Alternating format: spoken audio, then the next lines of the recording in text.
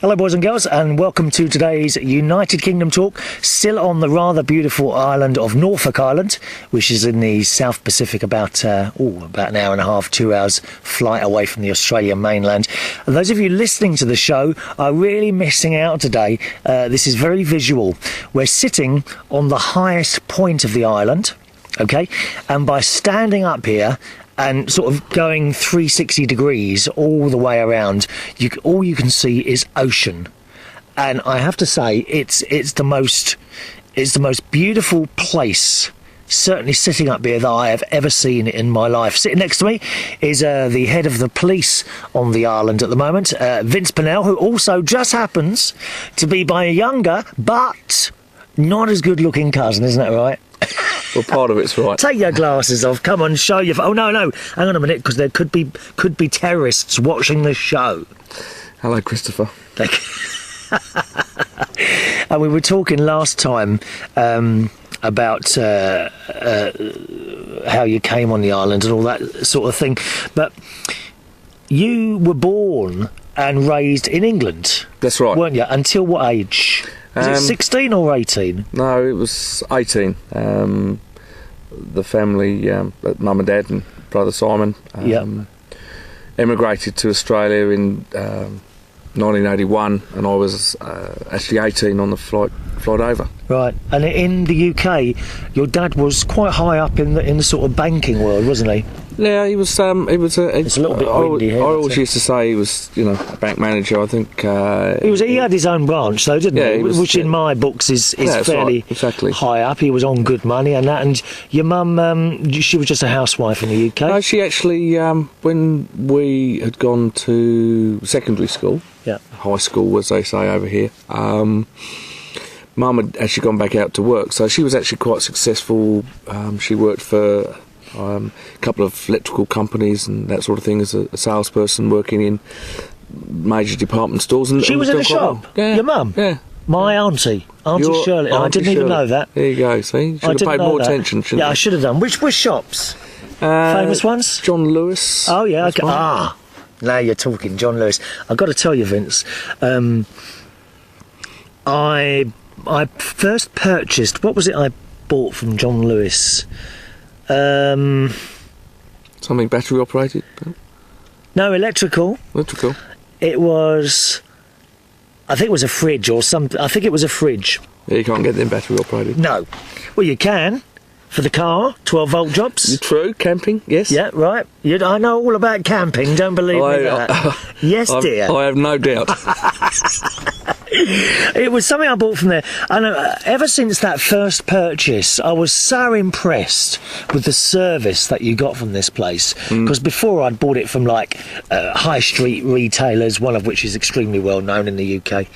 And the service, I mean, yeah, okay, you pay your money, you get it delivered, but that's where it stops. With the John Lewis brand, they come in, where would you like it, sir? Okay. It's what they call after-sales service. Not just that, but when they deliver it, where do you want it placed? Okay, so we'll set it up here, and they remove all the packaging and everything else. I've just got to put my hat on, because I have to tell you, the sun is very strong here. And ever since then, I've bought from John Lewis. Do you know what? Right at the beginning of the show, I was trying to paint the picture. Can you just describe the cameras on us, because there are people that just listen to the show as well as and what's behind us there? It's just fantastic. Okay, this Norfolk Island's. What is this place we're on now? Norfolk Island. We're actually on Mount Pitt. Mount Pitt. And Mount Pitt is the highest point on Norfolk Island. In fact, your viewers and listeners won't. Your listeners won't be able to see this, but your viewers won't be able to see it either. Just be. Oh, they will, because we'll do a little picture afterwards. Okay, in front of us is where the FM's radios and the television, I would think, from there as well. Television and obviously your we're literally repeaters. Sitting feet away from the TV transmitters, and there's a big light there for the airplane. That's right. So that's probably the highest point by a couple of metres, but not too much. Norfolk Island's a volcanic island. It's on the Norfolk Ridge that runs They call it the Ring of Fire, which is... Mate, there's no chance of this going up while we're sitting up here, is there? Well, I hope not, mate. It's been a couple of million years at least since the... I'm feeling a bit of shaking, but I think that's because you just passed wind. Is that right? Well, that isn't true, but keep going, son. The island itself is about 8 kilometres by 5, but that's rather deceiving because it's extremely undulating. 8 kilometres by 5, you'd think that there was a few kilometres of road. There's actually over 150 kilometres of sealed road. But the island you can see behind us is actually Phillip Island. And that's another island. So we've got the island we're on, and then we've got loads of trees and... trees, the Norfolk pine. The most beautiful pine trees. They really are. They're not actually a pine. What are they then? Well, they're they're almost sort of a prehistoric type of tree. I'm not sure what the because we have Latin these name is, and I'm not sure what the family is. Your Uncle John would know. Yeah, there's a couple of those trees in the hotel where I'm staying. Yeah, absolutely. Well, that's what it's famous for. That's it's even on its flag. Right. Well, around the pool is like wooden slats all around the pool, and right away through the night you hear. Oh. You get, all you hear is banging as these little, and they're not cones, they're little black brown things, and they just drop straight down onto there. So I'm not quite sure what they are. Well, when Captain Cook discovered this island back in 1774 and claimed it for England, and when he first saw the trees, because they're quite tall and straight, they actually were they were going to be very good for masts for ships. Make ships, yeah. And at the time, England was at war or about to go to war with France as usual, so masts were something that were needed. It was found later that they weren't actually any good for shipbuilding, but they make nice furniture and so forth. Right. But anyway, back to the island, you can see a little bit of greenery on it. This is another island which is just after Norfolk Island. You can see it in the back of the... And then the Phillip just Island. behind your head. If your head wasn't so big, you'd actually be able to see Nepean Island. I think my head is a little bit smaller than your stomach. Christ, you've put on the pounds over the years, haven't you? You obviously haven't looked in the mirror, have you? I think you actually said I'd lost weight. But anyway, that aside... the Phillip Island is a bit of an environmental disaster. It used to be lush rainforest and so forth. Looks on pretty there. brown to me from here. It does. What happened? Well, they put when the first settlers came here. There were Polynesian settlers many thousands of years ago, but it was first settled in 1788 when Australia or Sydney was settled and the colony of New South Wales was established. And this was actually used as a penal colony. So they actually sent convicts and so forth here. Was it from England? Well, from England originally, and then to Sydney, and then from Sydney here. It was actually known as Hell on Earth. Okay. How could something as beautiful... No, Hell in Paradise, my apologies. Hell in Paradise. And it's, quite austere. You've been down to Kingston and so forth. You did the gig the other day there, the Blue Light event. But Phillip Island was actually used as a recreational place, and they actually put pigs and rabbits and goats on there, and of course the degradation and so forth, they just tore up everything. Right. Hence, all the topsoil got blown away. It's very, very brown over there. It is. That's nothing like what it was 20 years ago. Even worse. Oh, absolutely. Well, they've got rid of there's been an eradication program, so all of those feral animals have now gone, and it's starting to come back to some It takes a long time. I'm a great believer in, let's face it, we as humans completely destroy environments. If every little thing we do, you'd be hard pushed to go down the supermarket and not come home with something in a bit of plastic or anything like that. Well, we certainly leave our footprint, don't we? But I do believe eventually, if we were to disappear, then nature would come back again and kind of remove all trace of us ever being here. It would take a while, but there's the sort of proof that things would do. So presumably no one lives on Phillip Island now, No one lives on Phillip Island. There's a fishing shack there, and in fact that's actually controlled, as this part is, by national parks and Australian, the Commonwealth National Parks. Go over there to camp they and that do. sort of thing? They go over there to camp. Obviously go over to fish and so forth. So yeah, is it a fairly easy journey over there in a little boat, or how far is it? It's about 5 kilometres. So that's a fair old row, isn't it? Yeah, it's a fair old row. Yeah, and I mean, obviously,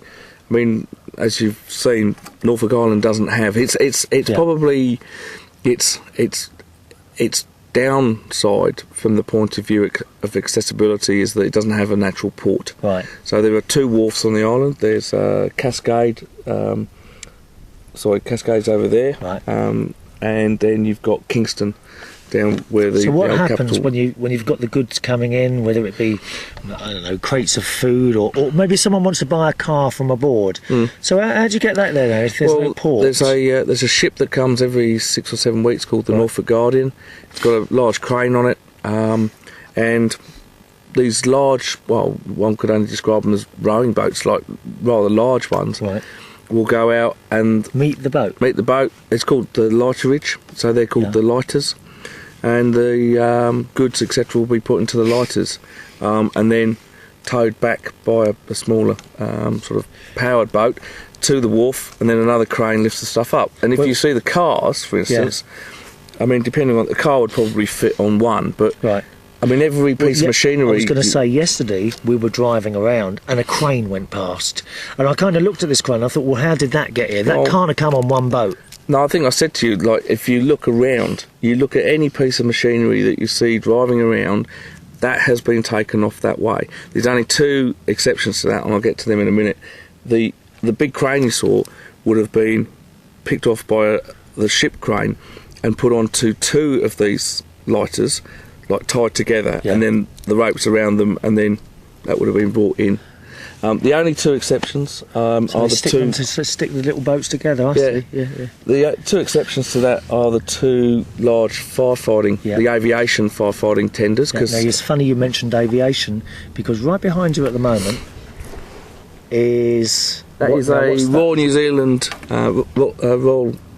Air Force Hercules that's been here for a couple of days. So obviously he's actually coming into land. He's coming into land. I'm just going to jump over to the camera while you're chatting away there and get that. We're very, very lucky that's come into land at that point, actually.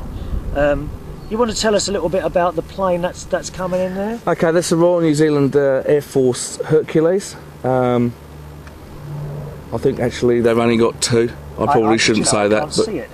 But that's coming into land on, I think, runway 11. So I can't actually see that. I think I'm a bit too far behind. I'm searching the sky. I can't see that at all. It's on the runway now, mate. Oh, there it is. I've got it.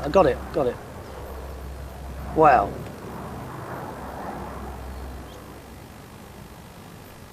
Yeah, we're just a little bit lucky to see that then, Vince.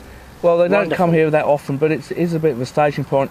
In fact, it's probably quite good that it's the Royal New Zealand Air Force that are there, because the runway and airport and so forth were built by the New Zealanders in the Second World War. Yeah. This was a transport hub with them going up into the other islands like the Solomons and so forth, Guadalcanal. So there was quite a bit of activity here during the Second World War. From the island's point of view, I think thankfully, because they actually got the airport built, and that's the major source of transportation now of people. Tourism obviously being the major industry for the island. On the second day you were here, there was a bit of drama, wasn't there? It's funny how we're talking about the planes there. Vince came on the island and says, we're not having any emergencies, anything like that. You were here 2 days, and what happened? There was a what they call a controlled ditching of a medical evacuation, a medivac aircraft. Is that a fairly big craft? How many did you get on there was it was seats about 9. Right. It was coming from Samoa here. Now I need to be careful because obviously I can't talk too much about it because go into details. You could it's talk about obviously what's still been in the under paper, investigation. Though, yeah, sure. Look, I mean, the facts are that the aircraft was coming from Samoa on its way back to Australia, to Melbourne, and needed to call in here because of the distance. Is that to refuel? To refuel, that sort of thing. I mean, if you imagine, this is a fairly strategic island to a certain extent, with certainly smaller aircraft because it's that staging point. Yeah. One of the issues we have, though, is the weather can actually turn quite quickly and close in. Yeah. And so the aircraft made a number of attempts to land, and the pilot then made a decision. Wasn't it? I remember reading in the paper. I believe it, 4 around that times number. He tried to land and just couldn't see the runway. So. And then decided to make a controlled ditching straight off there. You see that wash there? That's basically out that way. The light blue area? Yeah, see the white there? Yeah. Well, just to the right of that, out about 3 k's, from what we understand. The aircraft's now been located, and it's, as I say, it's under investigation by the Australian Transport Safety Bureau. I was reading in the paper there, they have a local Norfolk, what's it called now? Norfolk newspaper, whatever it's called now. The Weekly. And although there's also a very good online newspaper. Now, is it norfolkonline.com or something like that? I think it's Norfolk News Online. Norfolk News Online. Anyway, it's an online newspaper if you want to read a little bit about on the island and what's happening. And it said that the aircraft ditched, and then the people got out, and I was reading this, and they pushed one door, and they couldn't get it open because the water was against it. Then they pushed it out, and I thought, oh my God, why wouldn't you jump out before the plane came down? Surely, because once that plane's in the water, it must sink fairly quickly. Well, you've only got a few minutes to get out. You've got a few minutes to actually do it, but I mean, it's just not possible unless you can jump from a certain height with a parachute. You're just not going to. You're not going to survive. I mean, the decision made. You know, it's a big call, I guess, under any circumstances. It just makes me think, because they had to almost land the plane on the water and then go out. That's right. Therefore, there's only a certain number of exits on like a jumbo jet. Okay, so if that was presumably it would be the same thing. It's got to go on the water before you get out. You can't get everyone out. There wouldn't be time. Well, I mean, aircraft to a certain extent. I mean, depending on the integrity of the aircraft. I mean, I'm not an expert, but the integrity of the aircraft would be such that. Well, if you ask me, always sit near an exit. Yeah, it's probably very good advice. You get more leg room anyway, especially when travelling in economy. Yeah, I wouldn't know anything about that. No, I'm sure you wouldn't. Dear me. But the pilot, the skill from the point of view of actually landing on the water, I think is something that is worth noting. Yeah. The fact that everyone got out, but then to actually swim the distance they did, the patient that they had on board had a medical procedure which required her to be actually laid flat and basically, so they had to pull her along, basically. Yeah, basically. Well, she didn't have a bed when she went out in the water, and then they actually swam for about 90 minutes. And they all survived? They all survived, so great credit to everybody. And I can tell you from my point of view, I mean, having only been on the island for 2 days, and I was going through my sort of handover period with my predecessor, what it did for me was just show it's only a small island, but it has all the facilities that you would expect of any other, modern Western sort of environment. But those jobs that are required to do to actually make all that happen are done by a small number of people. So when you have an emergency, and they're all sort of hats that people wear. So when you have an emergency, it's just another hat that people put on. So there's people doing sort of several jobs. Absolutely, and for me it was a fantastic opportunity to just see, not in an exercise. Exercises are great and we need to do them, but exercises actually don't always bring out, they're a false environment. It's got to happen. That's right. It's got to happen. So to watch actually how this island pulled together, and from an emergency management point of view, you're looking at how things are put together, who does what, and without having that knowledge, because I was sort of halfway through the emergency manual at the time, from sort of reading it, just looking at people just did jobs that needed doing. Yeah.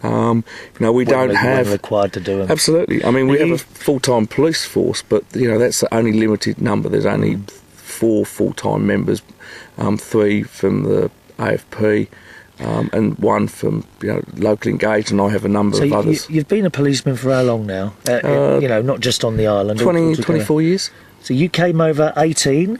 Mm-hmm. Was that your first move to become a policeman? I'd always wanted to be a copper. So presumably you can't just emigrate and then immediately become. You've got to prove yourself somehow. Well, I mean, it's like anything else. What did you do first? When I first came over, I actually applied for the police, but in those days you had other sort of checks and balances that we don't have anymore. Which area was this in?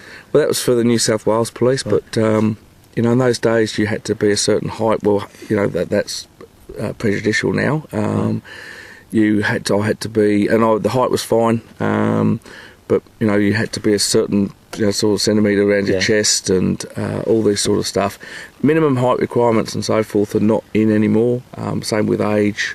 They're all sort of discriminatory, so they've all been taken out, which I think is a good thing. You couldn't just be. What did you do first then? Well, I went and worked. What was your first job? Well, I went to join that straight away because I was 18. And you were able to? No, I didn't get in. Right. So what did you do? So I then went and I worked in a toy shop. Okay. It was a shop that was fantastic. I mean, it's like any. Can you imagine a young lad going to work in a toy shop? Boys never grow up. No, but it was. I mean, it was good. I enjoyed it, and although it's like any extremes. They always sort of leave a funny. After that, I actually went and worked for a retail. So you stayed in shops? Yeah, stayed in shops. Went and I became a manager with a company that's now no more, Grace Brothers. Oh yeah. Are You Being Served was named after them, wasn't it? Yeah. How old were you when you were able to? Did you become a police cadet first? Or No, I didn't do the police cadet. I actually saw an ad. I was working. Yeah. At the time, I'd actually gone to join the army and broke my leg playing football. Right. Just before I was supposed to go in. Then sort of just stayed in retail. I went back to the UK actually, and just for sort of a holiday, just to sort of see where I was going, and just wanted a bit of time out just to think about what I wanted to do, and then came back and decided I really wanted to join the police. So, but I didn't think I'd sort of, whilst I wanted to do it, I'd sort of not lost my way so much, but you just priorities changed, and anyway, I just happened to see an ad in the paper. I used to work every Saturday, and this particular Saturday I wasn't actually working, so there was an ad there for the police. Career to investigate, it said. Right. But it was actually a very attractive lass on the front, and I thought, well, if she's in the police, I want to be in there. Yeah. But I mean, I think probably the thing for me is that, I'm one of those very, very lucky people. I think you're a bit the same, that you're actually able to do the job you love doing. I think so, yeah. There's a lot of people out there that aren't I get bored DJing or doing the karaoke. Well, I don't think you ever get bored doing karaoke, because there's always so much to do. And the hardest part about doing a karaoke night is keeping control of people.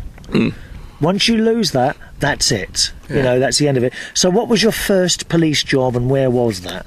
My first police job was out on the beat, or actually in I went to Sydney, and funny enough how things sort of turn in those days, and we've now gone back to it. We actually provided the general duties component at the airports, and I went there first of all. So it was sort of uniform policing at airports. So I did that for a while, and then sort of went through, plain clothes areas and worked there. And then I gradually moving up the ladder as you go. Well, yeah. I mean, it's a bit. It's not so much moving up the ladder. I mean, being a police officer, there is actually so much choice, and there is people look at it and say, "Oh, well, you're you're just a police officer. But there are so many jobs within the job. So many different just fields. Transferring across to different areas. Absolutely. Yeah. And I mean, this job's been fantastic. I mean, I'm sitting here now talking to you in Norfolk Island. You know, I've taken over. On a day off, we want to add. He hasn't taken time out from work. This man never stops working, I'm telling you now. He's always on the laptop dealing with inquiries, and the mobile phone's always on. We've got about 5 minutes left. What was your... Is there any part of the police activities that you've done up to now that you didn't like? Or what was your least favourite? I think one of the things for me that can sometimes be disappointing is the fact that you're often dealing with you have an impact on people's lives that's not always a positive. And I think that's probably the way to look at it. You know, you're not through anything you do, and this is why this particular posting, I think, is whilst it's challenging, is so rewarding, because you actually hopefully get the chance to make a difference, and that's certainly the objective. But you want to improve people's lives. Well, a lot of people don't think that you want to do that.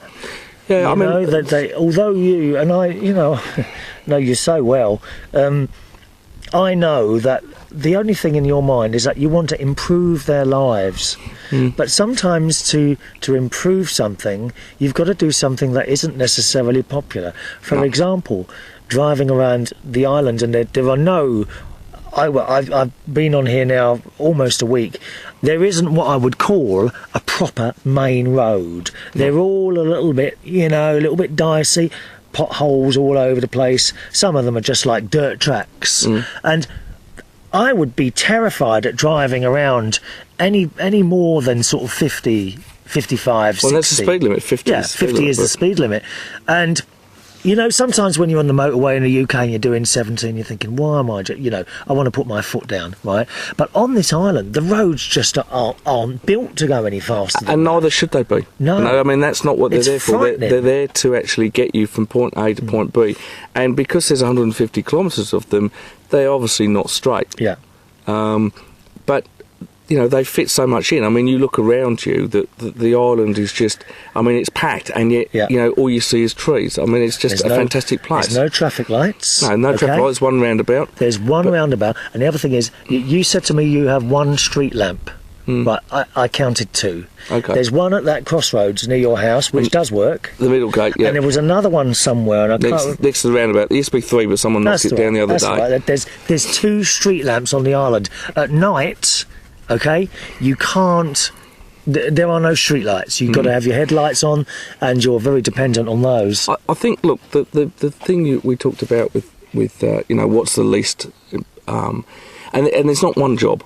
It's the fact that you can have a negative impact on people's lives because you knock on the door and you tell parents that their children are not coming home, or you are locking up dad for, frauds were bad enough, but if you're locking up someone for sexual offences, or you are the bringer of bad news, but it's not actually something you've done. It's that's what people need to understand, is that it's for every action there is a consequence. So it's what other people have done.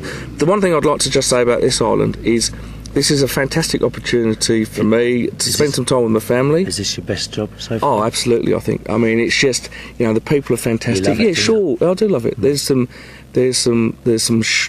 real challenges here. We've got a lot of work to do, but building bridges, community engagement are key factors.